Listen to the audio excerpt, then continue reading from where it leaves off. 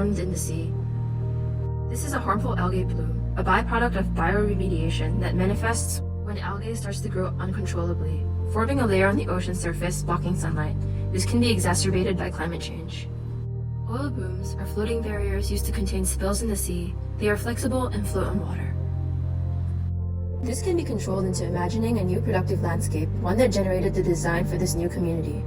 These oil booms and algae allow us to wonder, what if landscapes could be transient? How would they inform a new way of inhabitation, one with movement and constant flow? These flexible landscapes allow us to generate a new productive tissue in the sea. This is a simulation of how the oil booms move, an abstract representation of how they would exist in constant fluid motion. With this as ground zero, the community slowly starts to reappropriate the booms, using them as flexible infrastructural scaffolding for a new productive landscape. The oil rig becomes its epicenter, reutilized as a productive core and an area for piers. Shipping lanes form in between the booms for access to the oil rig. In Phase 1, fishing communities see the algae bloom as an opportunity to start harvesting the algae to create biofuel. What was initially a side effect of the catastrophe becomes an incredible bioproduct. Biofuel infrastructure is set up at the oil rig. The oil booms are repurposed for formal closed-pond algae cultivation. This grows into a full productive economy, biofuel being a stepping stone to bigger industries. The ponds are moved away from the rig for easy circulation. In Phase 3, the community starts producing higher-grade commodities like synthetic fish using the algae. Biofuel is used to power the industry, generating energy. Synthetic fish becomes a new alternative food source, providing the fishermen with jobs and a new industry. It is plant-based and non-extractive in nature, growing as a scaffolding on the rig. Fishermen start to slowly inhabit the seas, moving from the threat of rising sea levels and flooding land to a new way of living. The centers of the booms provide new coordinates in the ocean, allowing people to locate themselves among the landscape.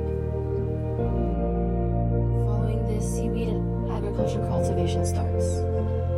In the final phase, a new autonomous community is formed. A new way of living emerges with food security and protection from the environment. The community evolves to exporting synthetic fish.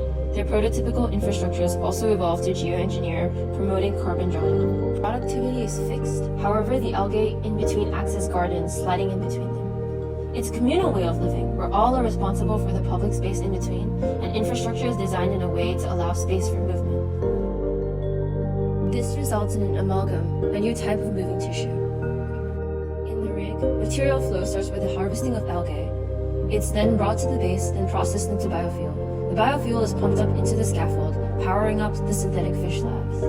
This is the main productive core in the rig, floating above the water level and protected from the elements.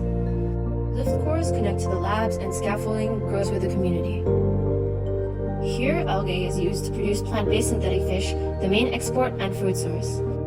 It is also processed as marine bioplastic for clean packaging. Algae is formerly cultivated using raceway ponds. These ponds float in between the netting and use oil booms surrounding them to anchor themselves. People use boats to harvest the algae and transport it to the rig. Inhabitation is redefined in the sea. The structural frame is designed for people to build their own houses inside, providing a structure for an informal and communal way of living. The frames are modular and stack on top of one another, with a maximum of 5 floors. The funnel at the top collects rainwater for drinking, which then fills up a tank underwater. This weight distribution allows the inhabitation module to remain buoyant. The frames function as bioreactor pipes for more algae production. This is used as the base module for wastewater cleansing. Side funnels are also introduced to catch rainwater, which is for personal use and consumption.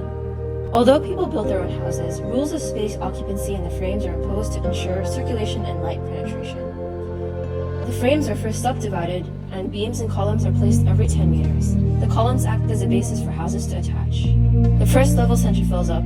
This is followed by level 2. Current houses then extend with smaller ones also slotting in. Only when the centers of the first 2 levels are built does the perimeter develop. They develop in an alternating formation for light porosity. The 3rd floor builds when the first 2 are filled, starting from the center. Each housing module accommodates 300 people, with a cluster accommodating 900. The seaweed is a flexible system that grows in between the booms. For the seaweed agriculture system, branching is explored. Different angles and lengths are tested for productivity. The system grows with a seed module attached to the housing. consists of a productive pier and a processing core. The optimal angle for production is 30 degrees, and every 80 meters, the direction of branching is reassessed based on site. Agriculture is introduced as more people move in, and the branches get wider at 60 degrees to allow space for the modules to slot in between them.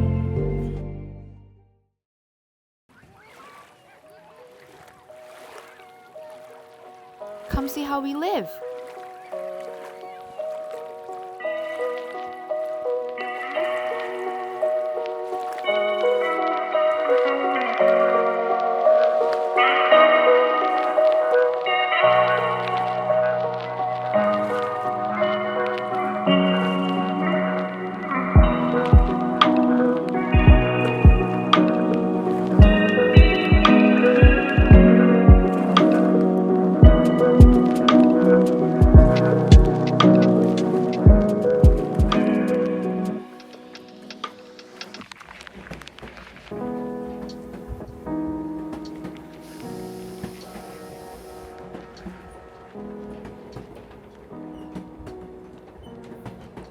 This is the lab where the production of synthetic fish happens.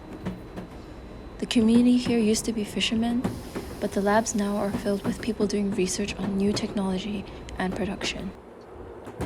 It's the end of our workday. Come on, let's go down to the market.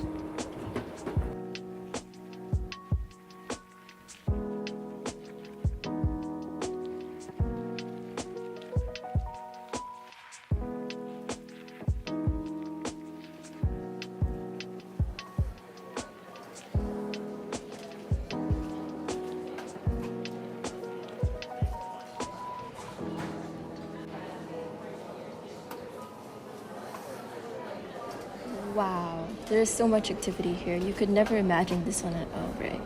It's been completely transformed into something like a downtown area.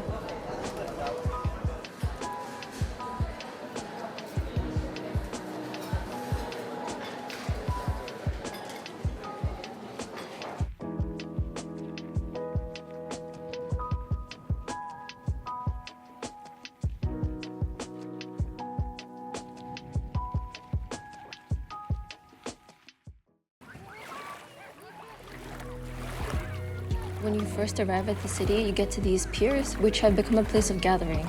They form natural pools with these beautiful corals underneath. I'd love to take a dip later. Oh, I see someone right there harvesting seaweed. Let me take you there.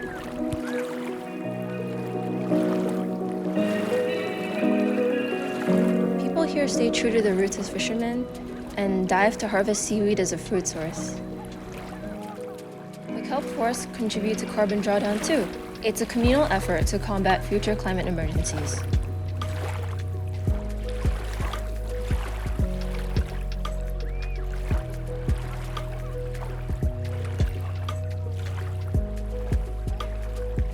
This is the newest sector developing in the city.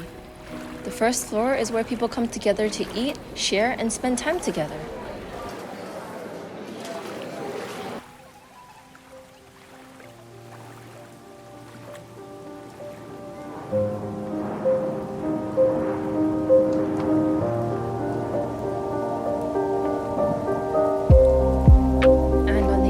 Is a whole new ecology of its own. The living here is informal, occupying rooftops and public spaces. And these spaces change with time to reflect the identity of the community. Hi, would you like to join us for dinner? Sure, I don't think I can resist. Thank you everyone for joining us on this journey. I think this is a place that's going to be hard for me to leave.